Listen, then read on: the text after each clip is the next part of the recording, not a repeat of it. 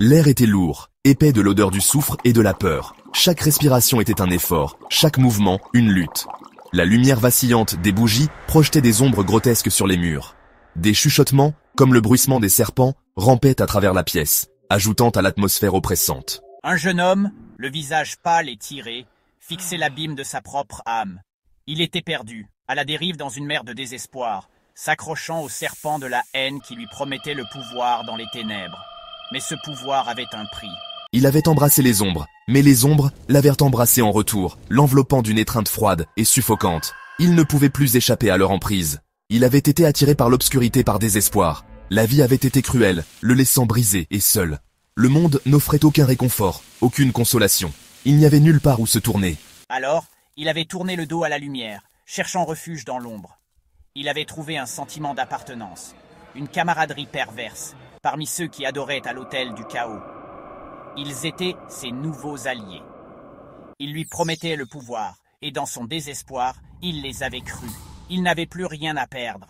Les rituels étaient enivrants, un mélange puissant de peur et d'exaltation. Il se sentait vivant, puissant, dans ces moments où il s'abandonnait à l'obscurité.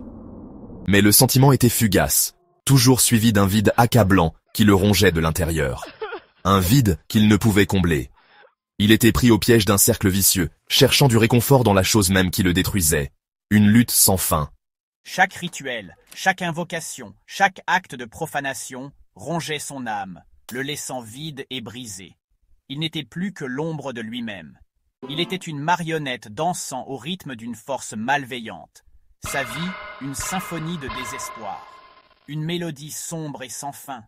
Il était devenu prisonnier de son propre enfer personnel, les barreaux forgés de sa propre peur et de sa propre colère. Une cage dont il ne pouvait s'échapper.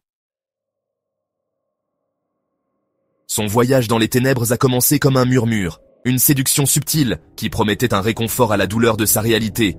Les ténèbres semblaient offrir une évasion, une échappatoire à ses tourments quotidiens. Cela a commencé par la musique, sombre et séduisante, ses paroles empreintes de colère et de rébellion. Chaque note, chaque mot semblait résonner avec une partie de lui qu'il n'avait jamais explorée. Les mots résonnaient avec le tumulte qu'il habitait, donnant une voix à la rage et à la frustration qu'il ne pouvait exprimer. C'était comme si la musique comprenait ses douleurs les plus profondes. Il a trouvé une communauté parmi ceux qui embrassaient la même obscurité. C'étaient des marginaux, des rebelles, des chercheurs de savoir interdits. Ensemble, ils formaient une famille, unis par leur quête commune. Ils l'ont accueilli dans leur giron, lui offrant l'acceptation et la compréhension dont il avait soif. Pour la première fois, il se sentait vraiment chez lui. Ils l'ont initié à un monde au-delà du banal, un monde de textes anciens et de rituels interdits. Il parlait de pouvoir, de transcender les limites de l'existence humaine, de puiser dans une force primordiale qui pouvait exaucer leurs désirs les plus profonds. C'était une promesse de transformation totale. Au début, il hésitait, son éducation et sa moralité innée le retenant. Mais l'attrait de l'interdit, la promesse de pouvoir et d'appartenance, s'est avérée trop forte pour résister. Il se sentait irrésistiblement attiré par cette nouvelle réalité. Il a plongé plus profondément dans leur monde, s'immergeant dans leurs rituels et leurs croyances. Chaque rituel le rapprochait un peu plus de l'obscurité. Il a commencé à s'intéresser à l'occulte, explorant des textes anciens qui parlaient d'invocation de démons et d'exploitation d'énergies obscures. Chaque page tournée révélait des secrets plus sombres. Il a appris à accomplir des rituels, à chanter des incantations dans des langues qu'il ne comprenait pas, à dessiner des symboles qui semblaient vibrer d'une énergie étrange. Ces symboles semblaient prendre vie sous ses doigts. La frontière entre la réalité et le cauchemar s'est estompée. Il a commencé à faire des rêves intenses, remplis d'images troublantes et de personnages obscurs. Ces rêves semblaient plus réels que la réalité elle-même. Il sentait une présence constante à ses côtés, une entité malveillante qui lui chuchotait des tentations à l'oreille, le poussant à succomber aux ténèbres. Chaque jour, il se sentait de plus en plus attiré par cette force obscure. Les années se sont succédées, chacune plus sombre que la précédente. Chaque jour semblait s'étirer dans une éternité de ténèbres, sans espoir de lumière. Les rituels devenaient plus intenses, plus dangereux. Chaque incantation, chaque geste, le rapprochait un peu plus du précipice. Il sentait les ténèbres s'infiltrer en lui, déformant ses pensées, empoisonnant son âme.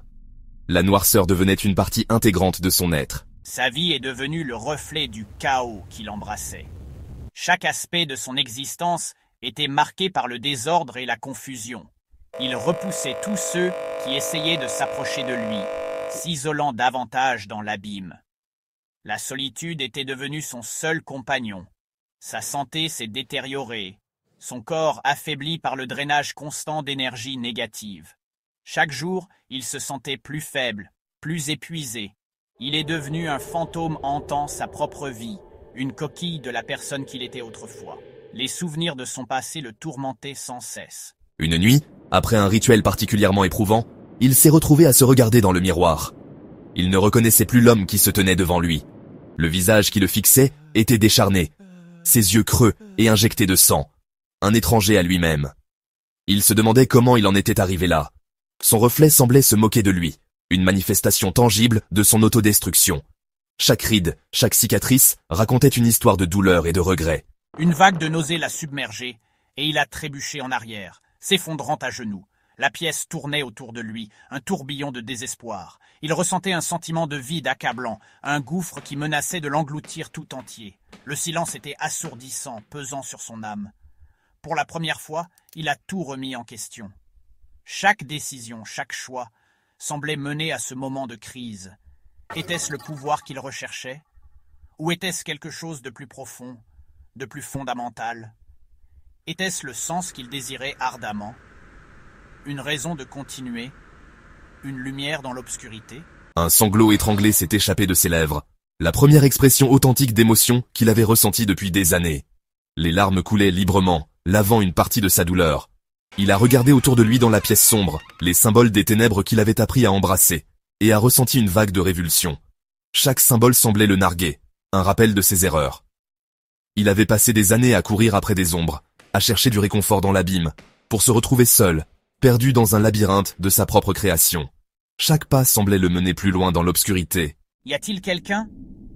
Sa voix résonnait dans le vide, un écho de désespoir. A-t-il murmuré, la voix brisée par le désespoir? Aidez-moi. Les mots étaient à peine audibles, un cri étouffé dans l'obscurité. Les mots ont résonné dans le silence, un appel désespéré perdu dans le vide. Le vide semblait répondre par un silence assourdissant, une absence totale de réconfort. Les jours qui ont suivi sa dépression nerveuse ont été un flou de confusion et de désespoir. Il se sentait perdu, à la dérive dans une mer d'incertitude. L'obscurité qui lui avait autrefois offert du réconfort le remplissait maintenant d'effroi.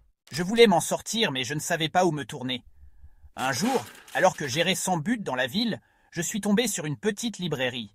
Attiré par une force invisible, je suis entré. L'air à l'intérieur était chargé de l'odeur du vieux papier et du cuir. Des étagères pleines de livres tapissaient les murs, leur dos murmurant des contes de pays lointains et de traditions oubliées. Il passa ses doigts le long des dos, sentant une lueur d'espoir s'allumer en lui. Il errait dans les allées, les yeux parcourant les titres. Je me suis senti attiré par la section religieuse, une section que j'avais toujours évitée auparavant. J'ai pris un livre sur le christianisme, en feuilletant ses pages. J'ai lu sur l'amour, le pardon et la rédemption. Les mots ont déclenché quelque chose en moi, une faible lueur d'espoir dans l'obscurité qui menaçait de me consumer. Il a passé des heures dans la librairie ce jour-là, dévorant livre après livre. Il a lu sur le bouddhisme, l'hindouisme, le judaïsme, chaque fois offrant une perspective différente sur la condition humaine, chaque voix promettant une issue aux ténèbres. Et puis, il est tombé sur le Coran. Il prit le Coran, sa couverture d'un vert émeraude profond, et l'ouvrit. En lisant l'écriture arabe, même sans comprendre les mots, il sentit une vague de paix le submerger. Il ne pouvait pas l'expliquer, mais les mots semblaient résonner avec son âme, s'adressant à une partie de lui qui était restée longtemps en sommeil. Je me suis assis dans un coin tranquille de la librairie et j'ai commencé à lire. Les mots, même en traduction, étaient puissants. J'ai lu sur l'unicité de Dieu, sur la miséricorde et la compassion, sur l'importance de la justice et de la droiture. J'ai lu sur les prophètes, des hommes choisis par Dieu pour guider l'humanité vers la lumière. Un verset, en particulier, l'a frappé avec la force d'une révélation. Dit: Ô mes serviteurs qui avez commis des excès à votre propre détriment, ne désespérez pas de la miséricorde d'Allah.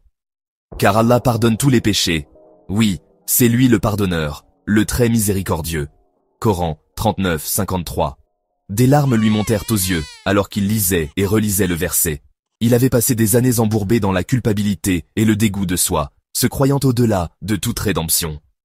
Mais ce verset, cette déclaration simple mais profonde, lui offrait une lueur d'espoir. Il parlait d'un Dieu miséricordieux, qui pardonnait même les péchés les plus graves. C'était une bouée de sauvetage lancée à un homme qui se noyait.